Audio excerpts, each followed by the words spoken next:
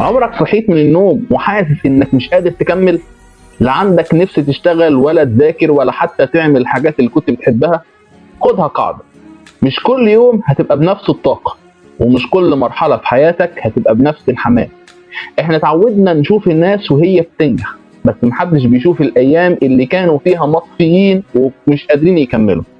فلو انت اليومين دول تعبان، مخنوق، فاقد الشغف، اوعى تجلد نفسك. انت مش آلة، انت بني ادم بيشيل مسؤوليات وضغوط وافكار وحروب محدش شايفها. المشكلة مش انك تتعب، المشكلة انك تصدق ان التعب ده هو نهايتك، وان الفترة الصعبة دي هي حياتك كلها. لا، دي مرحلة وهتعدي زيها زي مراحل كتير عدت قبل كده. فاستريح لو محتاج، خد نفس لو تعبت، راجع اولوياتك وقرب من ربنا اكتر، بس اوعى تستسلم. لان في فرق كبير بين واحد بياخد راحة عشان يكمل وواحد قرر يقف نهائي.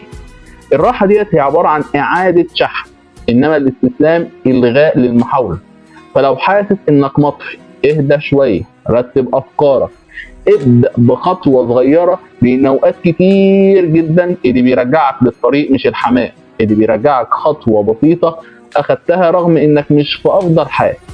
وصدقني بكرة هتبص الفترة دي وتعرف انها كانت استراحة محارب، مش نهاية الطريق. فركز في ورقتك وبس كده. سلام.